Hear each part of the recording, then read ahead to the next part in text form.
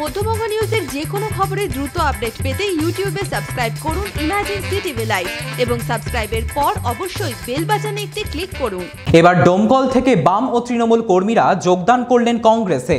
শনিবার বহরমপুরে মুর্শিদাবাদ জেলা কংগ্রেস কার্যালয়ে অধীর চৌধুরীর হাত ধরে কংগ্রেসের ঝান্ডা ধরেন তারা। যদিও এই যোগদানকে আমল দিতে নারাজ তৃণমূল।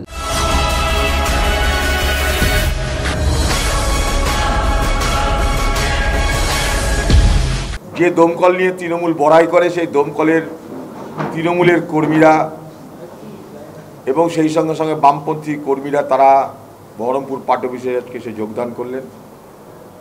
আরেকটা ব্যাপক অংশ আজকে ঘোড়ামারাতে কংগ্রেসের যে সভা সেই সভায় যোগদান করবে। তাদের মাথারা আজকে এখানটা এসে কংগ্রেস সদর ভবনে এসে কংগ্রেস দলে যোগদান করলেন। তৃণমূল বুঝতে হচ্ছে যে তৃণমূলের ভোট করার লোকটাই, তৃণমূল ভেঙে তো মুর্শিদাবাদ জেলায় সব চলে আসছে কংগ্রেস। তৃণমূল ভোট করবে কাকে নিয়ে? তো ওদের এখন নির্বাচন কমিশনকে বলতে হবে যে ভাই কেন আমাদের বুথে বুথে আমাদেরকে কেন্দ্রীয় বাহিনী দাও, আমরা বলার আগে। কারণ ওদের আর লোক নেই, তো ওদের লোক তো প্রতিদিন ভেঙে চলে আসছে। কাকে দিয়ে ভোট লুট করবে? ভোট যারা লুট করে তারাই তো তৃণমূল সঙ্গে আর নেই এখন মুর্শিদাবাদ জেলায়। মুর্শিদাবাদ জেলার সর্বস্তরের মানুষের তৃণমূল সম্পর্কে মোহভঙ্গ হয়ে গেছে।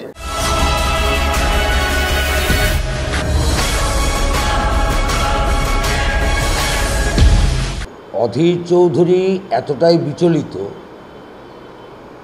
যে 10 নম্বর বহরমপুর লোকসভা কেন্দ্রে সমস্ত জায়গা থেকে ভরতপুর, বড়োয়া, কাঁদি, বেজিনগর, বেলডাঙ্গা, নওদা, বহরমপুর সমস্ত জায়গা থেকে মানুষ তার কাছ থেকে সরে গেছে। তিনি দিশেহারা হয়ে পড়েছেন, উদ্ভ্রান্ত হয়ে উন্মাদের মতো তিনি বকছেন। তিনি নিজেই বলছেন যে যারা ভোট লুট করতো তারা আর তৃণমূলে নাই। সত্যি কথাটা তো বেরিয়ে এসছে, অধীর চৌধুরীর মুখ থেকে সত্যি কথাটা তো বেরিয়ে এলো।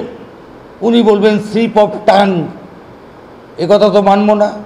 অধীর চৌধুরী নিজেই বলছেন যে ভোট যারা লুট করতো তারা সব এখন আমাদের সঙ্গে নিনটালা। উন্মাদ হয়ে গেছে অধীর চৌধুরী।